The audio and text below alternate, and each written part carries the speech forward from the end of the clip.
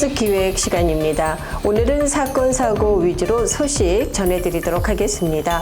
최근에 위스콘신주 기독교 학교에서 발생한 총격 사건의 용의자가 불과 15세 소녀로 밝혀지면서 충격을 주고 있는 가운데 이 텍사스 지역에서는요, 한인 여성이 또 총격으로 살해당하는 충격적인 사건이 발생했습니다. 자, 유정임 기자를 통해서 자세한 소식 알아보도록 하겠습니다.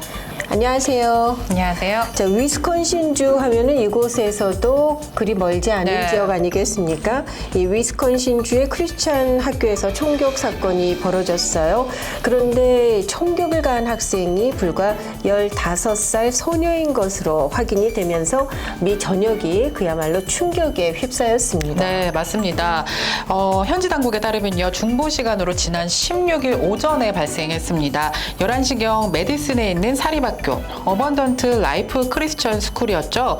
이 학교 학생인 15살 나탈리 럼나오가 교실에서 권총을 발사하면서 학생 한 명과 교사 한 명이 살해당하는 안타까운 사건이 발생했습니다.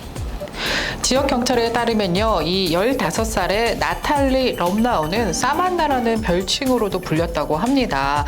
학생이 이날 정시에 등교 후 한 3시간이 지나고 나서 여러 학년 학생들이 모여있는 자습실에서 총격을 가했다고 하는데요. 이 총격으로 10대 학생 한 명과 교사 한 명이 그 자리에서 사망을 했고요. 용의자인 럼나우 이 소녀도 스스로 권총으로 극단적인 선택을 한 것으로 경찰 조사 결과 드러났습니다. 이 가운데 또 부상자가 총 6명으로 조사가 됐는데요. 현재 병원에서 치료를 받고 있는 가운데 2명은 생명에 위독한 상태라고 경찰이 추가 조사에서 밝혔습니다. 네, 그렇군요. 자, 소셜미디어 X 등에서는 용의자 여학생이 범행 전에 작성한 것으로 알려진 일종의 성명문이 떠돌기도 하지 않았습니까? 그러나 반스 서장은 해당 내용의 진위 여부는 아직 확인이 되지 않았고 그 내용을 연방수사국 FBI와 공유했다라고 밝히지 않았습니까? 네, 그렇습니다. 반스 서장은요, 현재 용의자 여학생이 부모를 불러서 수사를 진행하고 있다고 밝혔는데요. 어떻게 이 15세 소녀가 총을 가지게 됐는지에 대한 그 부분을 집중적으로 지금 조사를 하고 있는 것으로 알려졌습니다.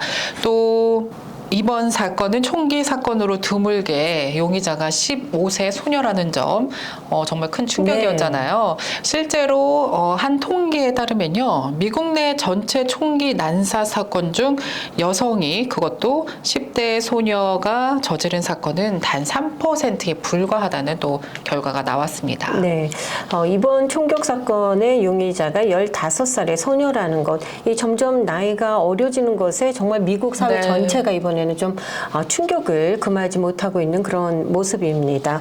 이 언더에이지 청소년의 경우 총기 사고를 일으켰을 때 그 부모가 이 관리 소홀 책임을 묻지 않습니까? 부모에게. 맞습니다. 이번 사건도 또 향후 추이를 지켜봐야 될 것 같습니다. What I plead to you tonight is that we find a new way, a deeper way, a more meaningful way to connect with our community. Children to children, children to staff, families to families. We need to connect like we are tonight, each and every day. 자, 그런가 하면은요, 또 텍사스에서는 60대 한인 여성이 피살이 되면서 미국 내 한인 사회에 충격을 주고 있지 않습니까? 네, 맞습니다. 60대 한인 여성 텍사스에 있는 한 소도시에서 발생한 사건인데요. 30년 가까이 이발소를 운영해 왔던 이 여성이 지난 4일입니다. 베터런 메모리얼 블러버드 인근에서 총격을 받아 사망을 했는데요. 66세의 한인 여성으로 이름은 경자 카케노 씨로 밝혀졌습니다. 한인 인구가 꽤 되는 것으로도 알려졌습니다. 현지 경찰에 따르면 신고를 받고 출동한 경찰들이 현장에서 총상을 입은 경자 씨와 또 함께 발견됐습니다. 76세의 남성이 발견돼서 응급처치를 하고 병원으로 이송됐지만 경자 씨는 사망을 했고 함께 발견된 남성은 현재 병원에서 치료를 받고 있다고 합니다. 그런데요, 경찰 조사 결과 함께 발견된 이 76세의 남성이 유력한 극단 총격 용의자로 보고 수사를 진행하고 있다고 하는데요. 남성은 사실 총격을 가한 후 스스로 극단적인 선택을 시도했던 것으로 경찰은 추정하고 있습니다. 네. 그러나 아직 이 경자 씨와 용의자와의 관계 또 네. 범행 동기 등은 공개가 되지 않고 있죠. 네, 아직까지는 조사 중이라고만 나와 있습니다. 네, 이번에 사망한 이 한인 여성, 이 지역사회 내에서도 여러 봉사 활동을 한 것으로 알려지면서 주변 사람들의 안타까움이 네. 더해지고 있는데요. 평소에도 어려운 이웃을 도우면서 네. 봉사 활동을 많이 했다고요. 네, 지금 미국 내에서 가장 큰 소셜 커뮤니티 카페가 있는데요. 네. 미국에 사는 이제 주요 도시에 사는 모든 한인들이 이 한 사이트를 통해서 의사소통을 하는 그 사이트에서 꽤 알려진 인물이시더라고요. 지역사회 봉사는 물론이거니와 소외된 이웃들을 위해서 이발 봉사도 하고 또 이발하는 것들을 가르치는 봉사도 꽤 오랫동안 해오신 분으로 유명한데요. 30년 가까이 이발소를 운영을 해오면서 또 지원 활동에도 적극적으로 참여했고 그렇기 때문에 이분의 이제 피살 사건은 너무나 큰 충격이 아닐 수가 없는데요. 현재 유족들과 지인들은 모금 웹사이트죠. 고펀드미를 통해서 경자 씨의 장례 비용을 마련하기 위해서 고펀드미가 현재 진행되고 있고요. 또 경자 씨에게서 그 이발 기술을 배운 제자들은요.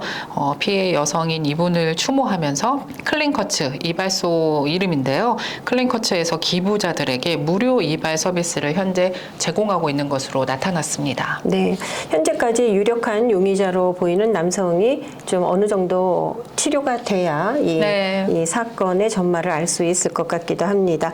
자, 오늘은 이 총격 사고를 비롯한 또 한인 여성의 피격 이 살인 사건에 대한 소식 정리해서 전해드렸습니다. 오늘 소식은 여기까지고요. 또 다음 시간에 뵙도록 하겠습니다. 수고하셨습니다.